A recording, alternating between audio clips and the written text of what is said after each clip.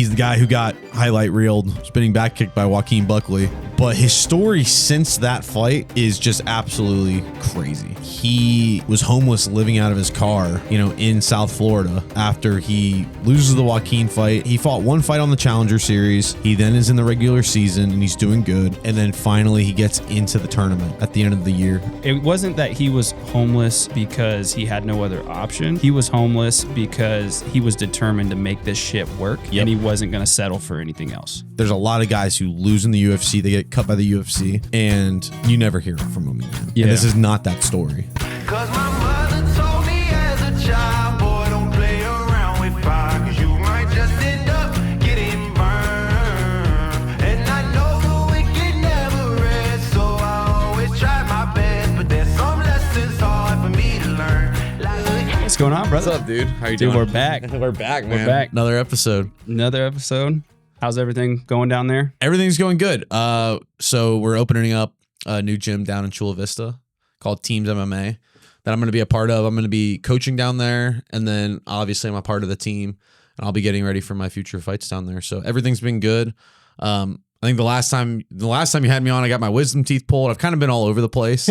The transition with the gym to training hasn't been like great, but we're getting back on track, and I'm just excited to be here. Nice, so, dude. Yeah. So basically with that gym, it was a lot of the same people that you already trained with that decided to open it up, right? Yeah. So the gym is called Teams MMA, and so the Teams MMA was kind of built by a couple guys in the SEAL community.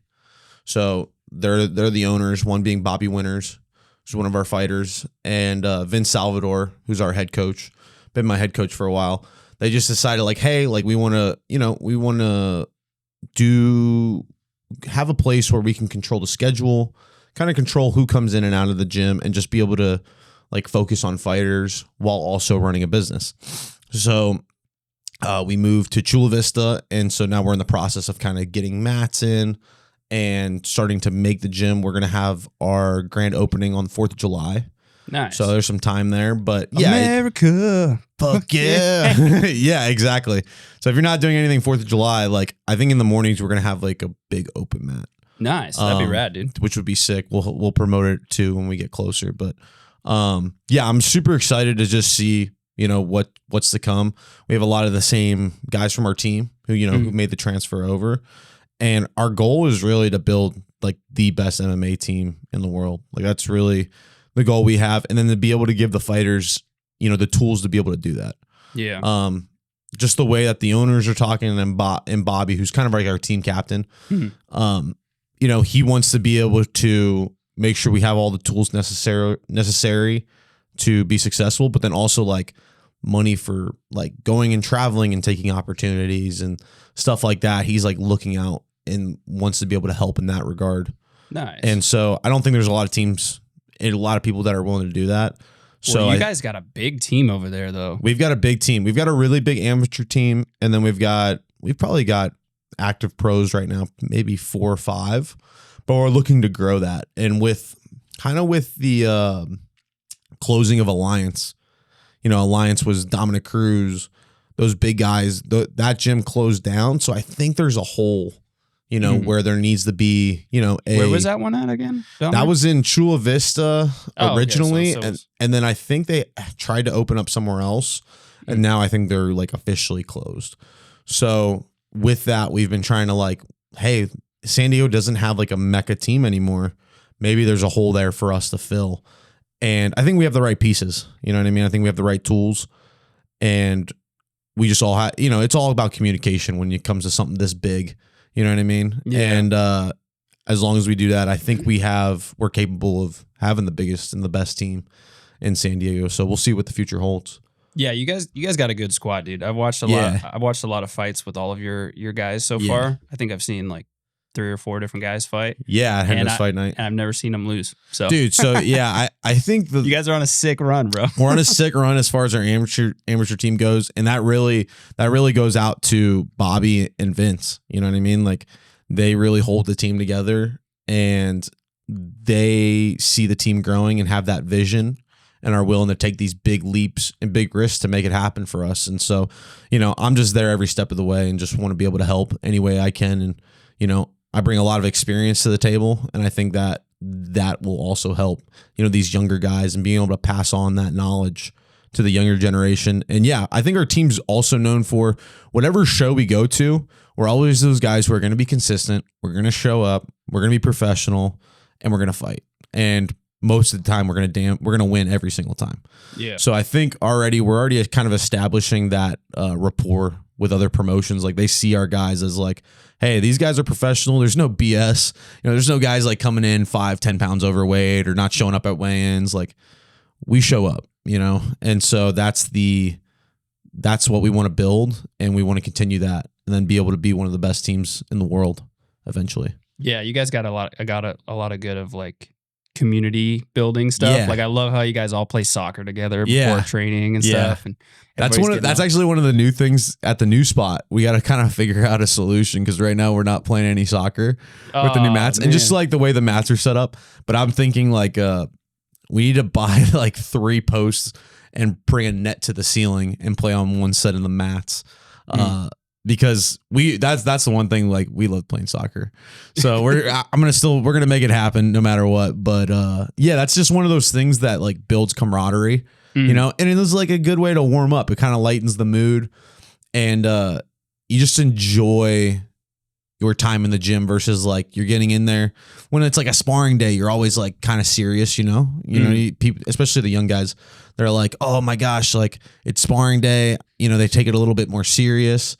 Maybe they're even visualizing like a fight, but like, I think soccer, one, it's like we build teams where, we have that camaraderie amongst each other with that competition aspect. And it's just a good way to warm up.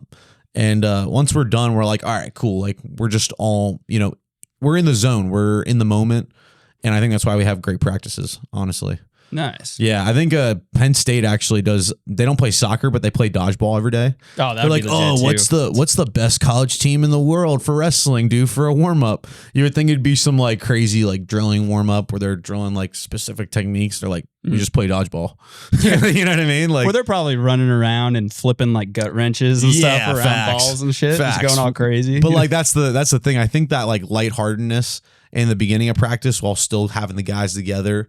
Like I think that builds that environment that you need to grow. Yeah, definitely. So I definitely have that. I haven't seen you since the last event, bro. Did you watch that Jack Della fight? Dude, okay, so Bilal, I don't know why you didn't shoot any takedowns. I don't know what your issue was. I think everybody got to his head. I think everybody got to his head, and I think I don't even know his boxing coach's name, but I'm gonna say it. His boxing coach is either delusional or he's the biggest troller in the world. Because have you seen the video of him saying, he's got hands like Marquez and hands like Canelo when he's on the pads, like, and it's clear you watch Bilal hit pads. He's not a Canelo, or a Marquez. So it's like, dude, maybe he's trolling, which that's today's day and age. That's what's funny, I guess. But I think he's serious. He seemed serious about it, and it was clear in his fights. And I think, like you said, what the people say got to Bilal, and he was like, I got to stand with Jack Della and beat him at his own game. You're just not going to do that. He's not skilled enough. Dude, honestly, like watching that fight, like if I were to like squint my eyes, Jack Della reminded me a lot of some of your fights. Yeah. Like just the way that he strikes, his knees, the way when he gets grappled, he finds ways to get up really quickly. It reminded me a lot of your last fight. Yeah, he's very fluid and changing stances too. That was one of the things I was the most impressed by. And I don't think he's really fought five. I don't think he's ever fought 5 rounds before. No. And he looked really good, even in rounds 4 and 5.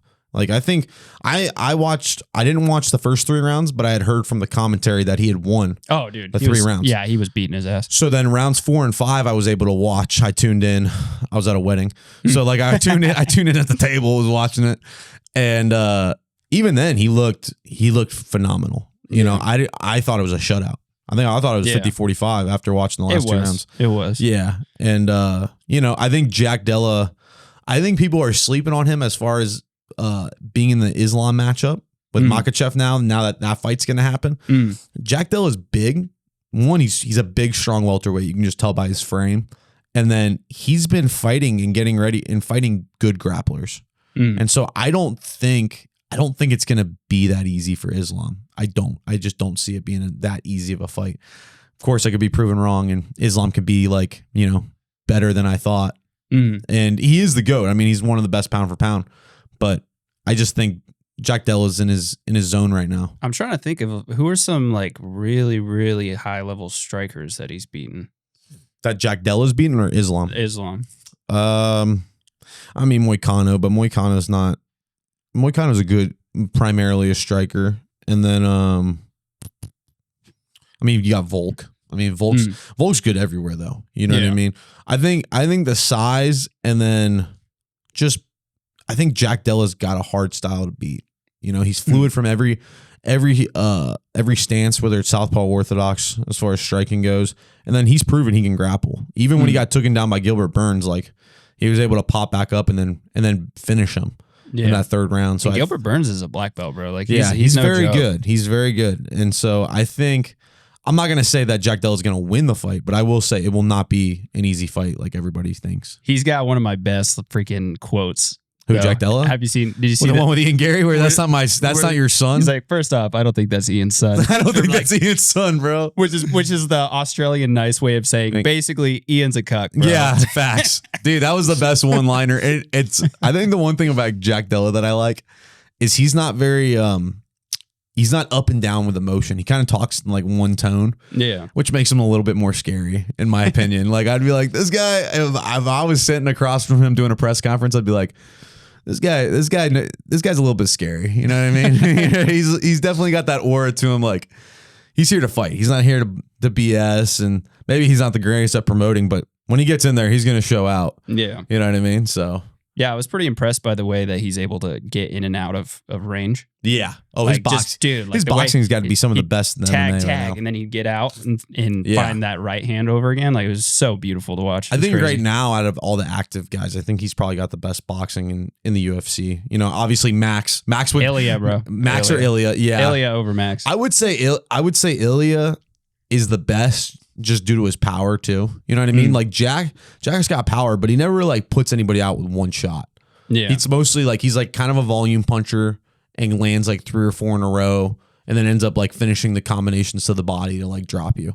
Ilia hits you in one shot, you're going down. Oh, dude. You know what I mean? That Jai Herbert fight's a great example. Going up in weight class against Jai Herbert at 55 and then getting the finish after being hurt too.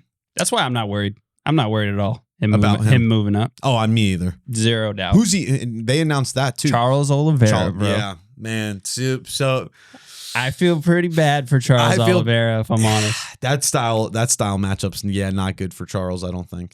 I think Charles is he's super good everywhere, but in fighting, it's all about timing with these guys, and I just feel like it's Ilia's time, and he's a big, strong guy coming up in weight class.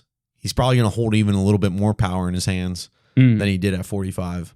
Yeah. Which is kind of scary. So. I'm not saying Michael Chandler gave him problems, but there's definitely times where I see with Charles where he gets in like a position where you can kind of tell like he's just kind of holding on for life. Like the whole situation where Michael Chandler was throwing him on his back. He wasn't doing a whole lot there. He was just holding on, waiting for the rounds to end. Yeah. So you see that sometimes with him where he gets stuck in these positions, and I have a hard time thinking that Ilia is going to let him get to places like that. Yeah, and we've seen in the past, Charles earlier in his career, when he faced adversity, he just didn't do very well. You know what I mean? So that's like, we know that's in him. Whether he can change that or not, and I think he has. I think he has. I'm not saying he's going to lay. I'm just saying that's in him. Like we've seen it before, whether it's changed it or not. But with Ilia, we've seen Ilia face adversity, and he don't crumble. He shows up, you know what I mean? And I think that's a very big characteristic of a champion. And obviously he's already proved that at 145. And I think he'll be successful at 155 too. This is pretty weird though, like the whole Bilal's downfall basically was like Did you see his lip? Dude, his lip was sliced in half. Like dude, he looked all the way like he had almost a up to his lip. nose. Oh my god, dude, that was disgusting. Yeah, that was gnarly. It's been a while since I've seen a cut like that where I was like, ooh. In a weird way though, watching the fight, as much as like people don't like Bilal, You got to give it to him that his- he stuck in there in the 5 round and he took his stock ass went whooping. up. Yeah, I His think stock went so. up to me. As much as people don't like him and how much his stock went up, I don't know, but he just showed up. He showed up, whether he had the right game plan or not, whether he made the right decisions. He could have laid down at some point. Mhm. And people would have been like, well, Jack Della beat him up for 4 rounds and he got knocked out in the 5th. But he didn't. He just kept fighting through. And so with that, you got to give him a little respect. Which just sounds like your boy who's getting drug over the coals right now. Who are you? Bo Nickal. Oh my gosh. Dude, Well, the internet is the fucking internet's really- relentless, bro. dude, the internet is just, one, when you look at half those comments and you look at the profile pictures, there's no person. It's just like it's just some meme page going off, some kid in their basement, talking shit that lives with their mom or something like that. yeah. I think what he needs to not do though is comment on it. Just don't talk. Don't about give it power is probably the best way to deal with it. Yeah, he was talking in his podcast, and he was like, "Oh, it just makes me really sad that people feel like they have to say things like that." And I pray for them. This is so where then everybody's like, "Oh, you're such a." I like Bo, but Yeah. the one that he did that, and then later in his Nickel and Dimes podcast, he's like, yo, I'll be coming back once I get back to the top and I'm the champion. That's what you guys always do. And so he kind of flipped the energy from his original statement. And I'm like, bro, just keep that same energy if you're gonna go one way or the other. But I think you should just ignore it. I think you should just ignore it because nobody's taking risks like him with as little fights as he has. You know what I mean? We've never seen a guy like Bo Nickal where he comes up into the scene. I think he went 2-0 and then he fought on Contender Series. He's fighting in the UFC with his 4th pro fight. You know what I mean? Most of us can't even comprehend that. Imagine who you were 4 fights in. 4 fights in, dude. I wasn't ready to be in the UFC. You know what I mean?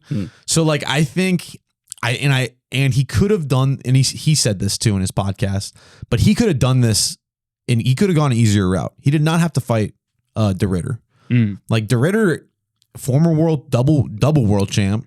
One FC world champ, 2 different weight classes. World of the freaking killer strikers. And De Ridder is one of those guys who's he's got a ton of experience. He's a double world champ.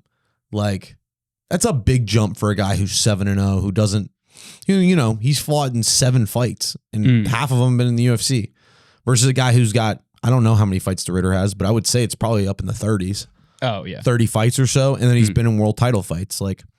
Bo took a big risk and it just didn't pay off. But just for him to be able to go take that risk, I think shows a lot that he's striving for greatness, man. And I still think after spending a little bit of time with him and just hearing him talk, after the fight, I still think he's going to be a world champ at some point. It's just not going to be on his timeline. That's just the bottom line. We all want these things to happen on our timeline, but fighting is a ruthless game, dude. You got to think about the long game, especially the route that he's taken. Cause I feel like he has to take losses like this, right, to kind of level up his game. Yeah. For sure. Cause I feel like coming through his other fights, he definitely, everybody thought he was a world beater. Yeah. So it's, it's probably kind of tough to figure out when everybody thinks you're the man, what you got to do to level up, I still think he is a world beater. I just think there's nothing that's going to substitute experience. You know what I mean? He doesn't have enough. He's got great wrestling and he's proven that in wrestling. He's got a ton of wrestling experience, but actual big fight experience, even MMA experience, it's not a ton. So I think he's got one half of the game really down as far as technically. His grappling's very good, and he was able to take De Ridder down in the first round and kind of not dominate him, but kind of control him and stay on top of him. But he's got to work on his striking, and he's got to be able to blend the two. And with that's going to have to come experience. Most of his fights have been pretty short too, right? Yeah, he's got a couple he does have a couple knockouts. I know in his earlier fights. Has he ever fought all 3 rounds? Yeah, that Paul Craig fight before this. So is that the only one? Probably. I think that's the only. Because he won by submission and then 2 knockouts. I believe, right? I believe so. Yeah, that's interesting. So realistically, he really doesn't have that much cage time. No, he doesn't have that much cage time. And a big fight like that definitely comes in. I know De Ridder's got 5-round experience. Oh, and he's dude, twice, 3 or 4 times. he's been in there probably. days worth of. Yeah, exactly. That's where it's like, man, you know, I just think kudos to Bo for taking a big risk like that, because he could have easily been like, let's do a different matchup and fight a guy more of the caliber of Paul Craig that he fought last time. And people were talking crazy about his last fight. We're like, it wasn't very good. It was terrible. He was spamming the overhand right, which he kind of was. Yeah. But it's like, bro, he doesn't have that much experience. And so he could have easily been like, you know what? This is the level I want to fight at for a little bit. You know what I mean? Instead, he's like, nah, I want the biggest dog I can get. Plus, it's too, like, I feel like with the style that he has with the wrestling, that's kind of like your best weapon. Yeah. You know? Yeah. Like, I mean, you could probably shed some light on it, but like some other really good strikes off of faking the takedowns. Right. You know? Yeah. That's probably the best I think that's what's going to make his striking that much better, is it utilizing his wrestling. And like the level changes, and like he's not going to be, and I think this is the mindset Bo, I think, needs to have. Send 2-3 years to Thailand and forget about it. I just don't think he's going to be a world-class kickboxer or a striker. You know what I mean? Like, no, I'm not saying you can't be a better striker, but his wrestling's so dangerous and so good, you would be dumb not even to threaten the takedown. And use it. Just give him the Khalil Roundtree treatment. Like if you touch the leg and then throw an overhand right and use your level changes, and like that's going to make people guess, and like they have to respect the takedown, because like he can take anybody down at any given time. And so I think that's what he needs to revolve. He needs to revolve his striking game around his grappling, because it is that dangerous. So yeah, and then we got freaking Hamzat. Bro, we got Hamzat, Dracus. And I think Hamzat gets a belt, dude. I'm not gonna lie. I think so too. I don't think it's gonna. Again, that's another fight I just don't think is gonna be that easy. I don't think Hamzat's gonna be going there like he did Rob. I was thinking about it because the last podcast I said this. I was like, oh, it's not gonna be that easy of a fight. But you know, we said the same thing about Rob, and then I was wrong there too. I just think DDP is he's freakishly athletic and big for the weight class, and I think he's better than we give him credit for. Like we always keep saying, his technique's not very good. He's not a very technical fighter. He's good. Or if he wasn't good, he wouldn't be in the spot he is. I think if somebody could be, like if he fights somebody that's a top tier grappler like Hamzat, because at least to me, Dracus has fought like a lot of mainly strikers lately. Yeah. And he's very like, the positions that he gets his body in with some of the strikes, like even in that freaking video that I did where we were talking about it on the short that I made, just like the way he's like doing backhanded like fists and stuff, dude. Like he was in such bad positions to be just ragdolled. You know, like he's very like, he leans too much in random directions. Like he'll either be leaning too far forward, or the way that he leans back is not very disciplined with maintaining his base. Right. So I feel like somebody who's a really good grappler could really take advantage of that. Yeah. I still don't think it's going to be that easy. But he's also big and freaking durable. Yeah. And he's a good grappler. He's not a crap grappler. You know, I don't even know how to explain his style. His style is just kind of awkward, but he's freakishly athletic and he's pretty good everywhere. You have to give him credit. Like he can strike, he can grapple. So I don't think, maybe if Hamzat gets in there and takes him down within the first 30 seconds, which he's been doing, maybe he gets a quick finish, but I just don't. I think DDP's too big, athletic, and strong. I think by round 4 though, he gets it. I don't know how much gas Hamzat's going to have in round 4. You don't think so? I just don't. I mean, you watched that fight with Usman, and I think that he took that fight with Usman. Usman took that fight on short notice. It was 3 rounds. By round 3, Usman kind of was starting to climb and like pick him apart, even though he won that fight by decision. I just don't know if going up a weight class and being able to fight 5 rounds, he'll be able to do the entire time. And then we got Usman coming back too. What is he fighting? Joaquin Buckley? Yeah, that's a crazy matchup, dude. Man. Those are two athletic dudes right there. Dude, I really hope Usman freaking wins that. Because I gotta say, nice, man. It always sucks. Like we're kind of in that point of his career now where you have that top dog, and then he's the gatekeeper. And then you just watch him fight all the killers, like in the top 5, and he's just been getting freaking laid out. And you know, it's like that we're on that descent, and we just Yeah. hope that we can kind of turn the corner and get away from it. Who was Usman's last fight? Do you remember? It was Hamza, wasn't it? I think that was his last one. I don't think he's fought since then. I think right? you're right. Yeah, and he man on short notice he looked good in that fight. Oh, he looked great. Dude. He looked great with freaking 2 jacked up knees. Yeah, I would say either this fight's gonna prove either he's still in that championship picture or he's gonna be a gatekeeper. You know what I mean? And nobody wants to drop to that gatekeeper status and be that guy. You know what I mean? I guess to be fair, the only 2 people he's lost to recently is Hamzat and Leon Edwards. I mean, yeah, and in that Leon fight, Leon got the grace of God to land that head kick, and so, man, it'll be big. It's definitely a pivotal fight for him. I think before it kind of goes in the journey of a fighter, once you get to the championship status and you're in the top 5 and you're climbing, I think the fights they're still important, but you have financial security. Yeah. You still have job security. And now I think, he's taken 2 L's. He takes another. Not that he's going to get released from the UFC, but his status is going to drop significantly from, hey, a guy that was once talked about as, a champion or in the championship picture to more of a gatekeeper. And I think that's a spot you don't want to be. So I think this is one of his most important fights of his career. Yeah. And same thing with Joaquin. He's growing and he's climbing the ranks now. And he's kind of like that.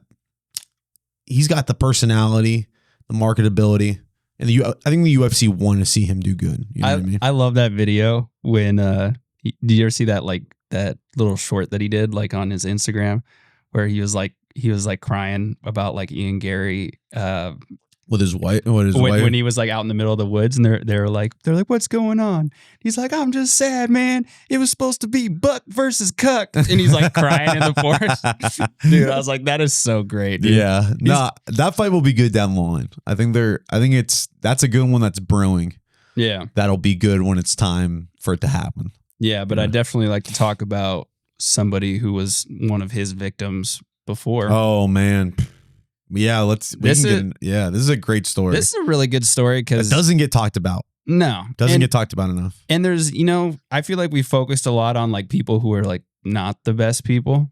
Okay. Yeah. Where we're sure. but they're just great stories. So, yeah. So we talk about the Lee Murrays of the world, the Ian Heinisch, although now he's a good dude. So, he turned his life around. I think we like to bring these stories to our fans because one, you don't hear enough about them. And we're giving them the respect they deserve, but then also just educating people. It's crazy how fast the MMA game moves and these guys get lost in time. You know what I mean? But their story should still be told on. So I think I'm saying this right. I want to make sure. Impa Kasanganay. Kasanganay. There you go. Kasanganay. He's the guy who got highlight reeled spinning back kick by Joaquin Buckley, where he caught the kick. And Joaquin jumped and spun and it landed. And but his story since that fight is just absolutely crazy. Well, it's also, kind of just going back slightly. Yeah. I feel like it's really everything that kind of transpired. It's kind of like a testament to his parents. Yeah. Just because, they're from the Congo, and so he's a first generation American, right. The 2 immigrants. So I feel like he has that, every interview I see, he seems like the nicest dude, honestly. And he has that drive to take care of everything himself. Right. That I feel like you don't see a lot with people, we see this in every kind of realm of life where people kind of live beyond their means and they get used to this lavish lifestyle. And then when they have to go back to having nothing, it's like the end of the world. Right. And I feel like for him, just seeing the way that he handled everything with such grace, throughout that is freaking amazing, dude. It seems like, he's very grateful for his journey wherever it takes him. And I was watching one of the interviews with him and Ariel Helwani, and he was homeless living out of his car, in South Florida after he loses the Joaquin fight and he's fighting for PFL. and he fought one fight on the Challenger Series. He then is in the regular season and he's doing good. And then finally he gets into the tournament at the end of the year. And, I think you see a lot of guys, once they lose in the UFC, they don't really do well anywhere else. And it's so crazy too, like, especially when you see somebody like him, like in the UFC. Yeah. He wasn't bad. Like the only thing is, I feel like when you get into the UFC, because what was it, the Contender Series? You went on a Contender Series? Yeah, you got on a Contender Series. So he realistically, like, he went 2-2 in the UFC and then got cut. Yeah. So it's not like he wasn't terrible, you know? Like Joaquin Buckley was up on the ascension, you know? So he did have some tough fights, but I mean, it's always kind of tough seeing, like, it almost kind of seems like you got to kind of clear the board when you get in the UFC to stay there. You got to be ready, man. I think there's so much turnover of guys once you're there that the guys who have been around for a long time, it's remarkable. And you can tell they put the time and effort to stay there and had a little bit of God's grace probably to stay there. Like, this is such a tough sport. And, you're fighting another human being. This isn't really a sport. It's becoming more of a sport, but it's still gladiator times. Like, I mean, obviously you lose, you more than likely don't die, but you could lose your job and you could lose a lot of money that you could make if you won. Yeah. So, like, I think that, even though there's a lot of guys who lose in the UFC, they get cut by the UFC, and you never hear from them again. And that's probably the majority of guys. Yeah. And this is not that story. Oh, yeah. I think it's also, like, a really important part about his life that we got to kind of remember is obviously, like, okay, you get cut from the UFC. You don't have the bills coming in. You don't have the money coming in, cash flow anymore. A really important kind of part of the story to think about is we got to remember the kids of people that come from the Congo or Africa, just in general, are really hardworking people. Right. So he, like, education wise, he has multiple degrees, like business, accounting. So it kind of paints a picture when you think about this span between when he got released from the UFC to being homeless. Right. It wasn't that he was homeless because he had no other option. Right. He was homeless because he was determined to make this shit work, and he wasn't going to settle for anything else. Yeah, and he took complete ownership of his life. I think that was one thing he really touched on in the aerial interview, was that, could I have gone and lived with my parents or, like, had help from other people? Yeah, but it wasn't about that. It was about me taking ownership of where I ended up. And it's my life, and I got to take ownership of it.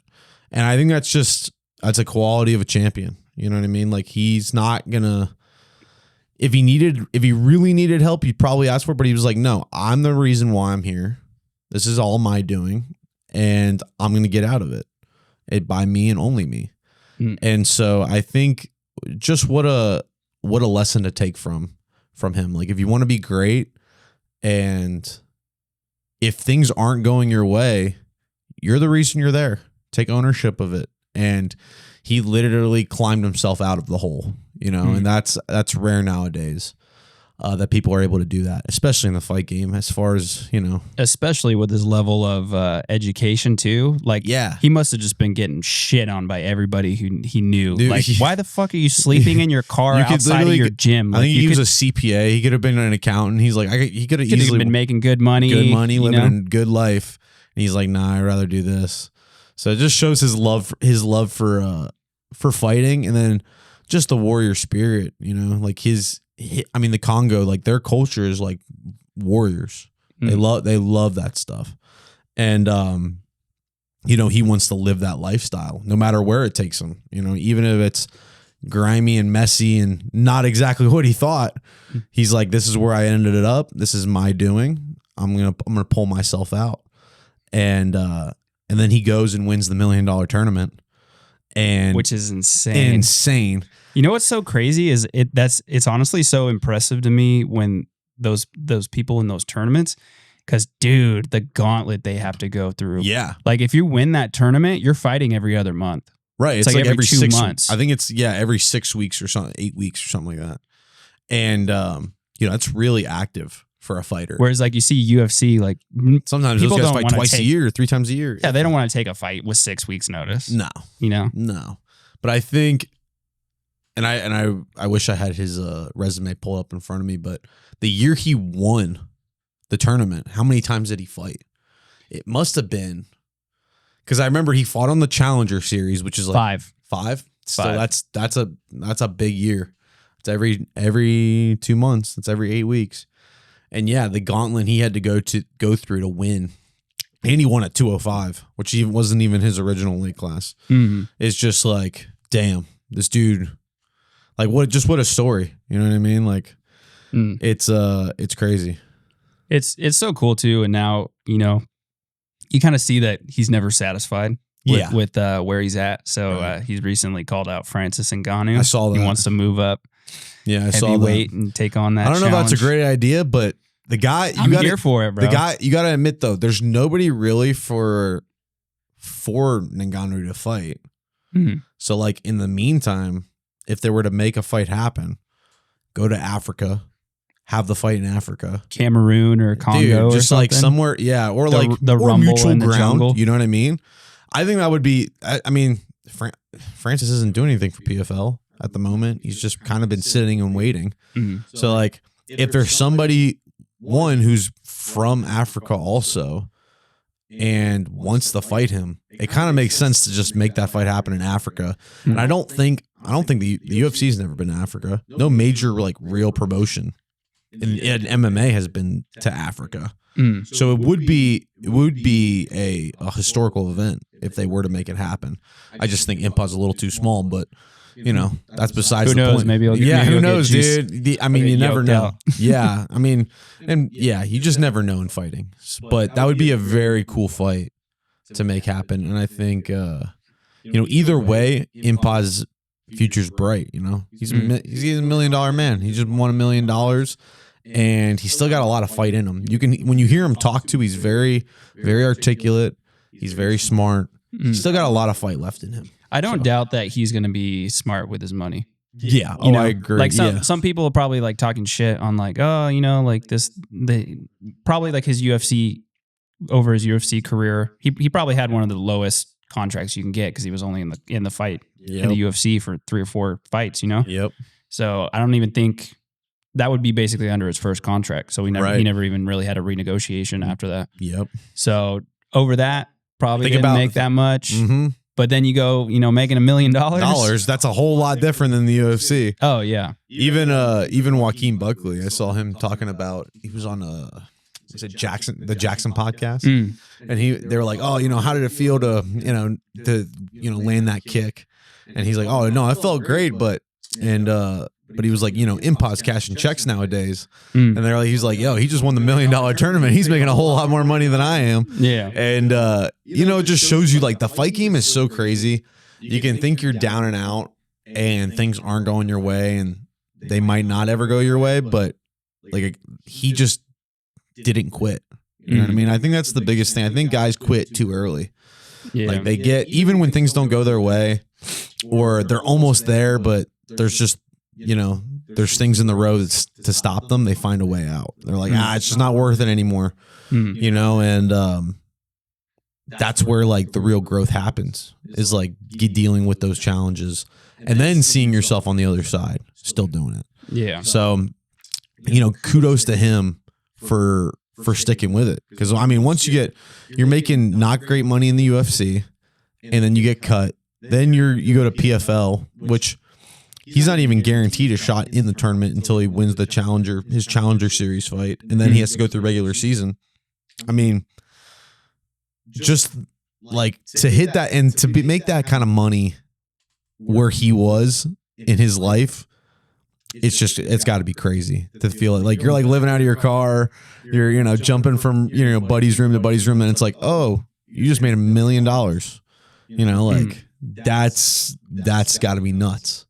Dude, you realistically, you just need one more million.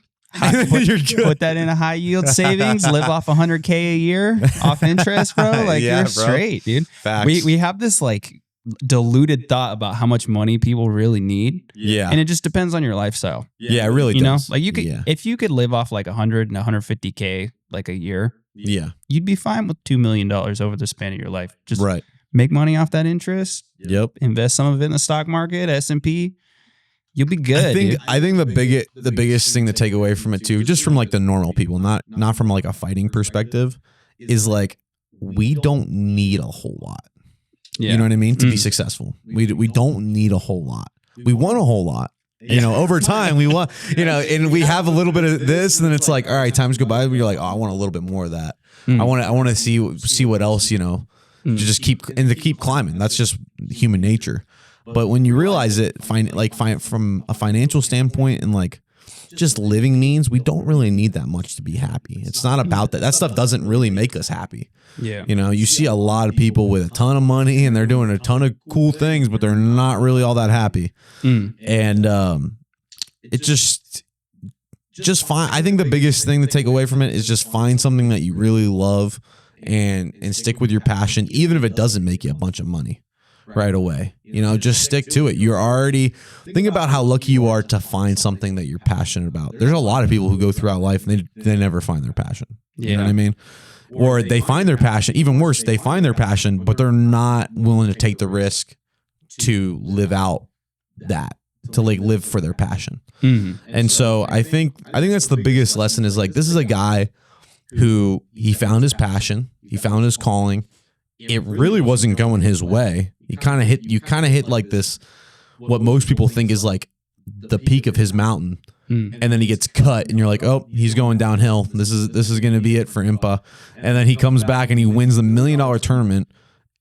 And you're just like, holy cow. Like, talk about a guy who turned his life around and just stayed with it.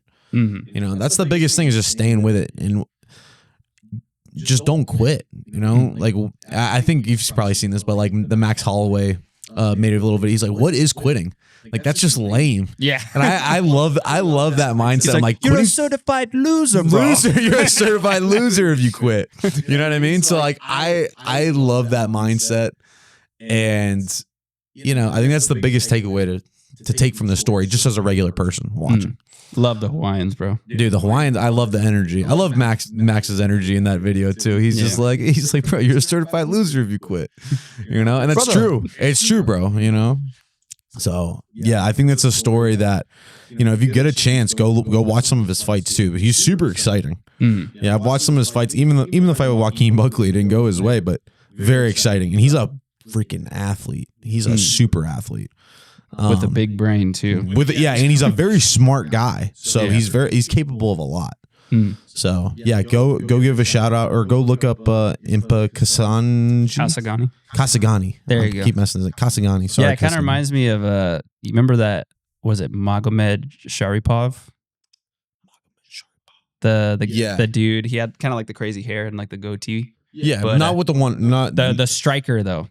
He was like out of like that, like kind of like Dagestani kind of group with like the Khabibs and stuff like that. Oh, the 140. Yeah, I know what you're talking about. Yeah. He's same thing with him, dude. He was freaking crazy like fighter, and he became a doctor. Yeah, like there's just some dudes that just got it both ways. He was like, I think that he was a top 10 guy in the UFC for a while. The guy that you're talking about, and in the featherweight division, and then he was just like, I think he got burnt out. And he was just super smart dude, and he was like, I'm just done fighting. Yeah, you know, you're like, I'll go make a shit ton of money. I'm like, man, how awesome is that, dude? Like, good for you. Like, there's some people that are just gifted with, you know, being able to fight, beat people's ass, but then also like super educated, well spoken. You know, some guys only get one side of the coin. Most people, so you know, kudos to you to have both and be able to do whatever you want. The crazy one to me is Chuck Liddell, because like whenever I feel like if you just see him, he was in all the movies when we were younger, you know, he was in a whole bunch of shit. Like the MMA was just crazy back then. Right. But you think of like just this big white mohawk dude with a big old tattoo on his head, and you don't think like super, super educated. But that dude's the same exact way. Really? Hella freaking degrees and shit. I don't remember exactly what all of them are for, but yeah. Dude, I only know the fighting side of him. Yeah. I don't know the education side of him. You just never know. You can't judge somebody, bro. Yeah. It's crazy. For sure. Yeah. Wow. Cool. Well, I think awesome. I think we'll wrap it up about there. All right, everybody. Thanks for tuning in, and we'll catch you again. Yep. on the Fighter One podcast. On the Fighter One podcast.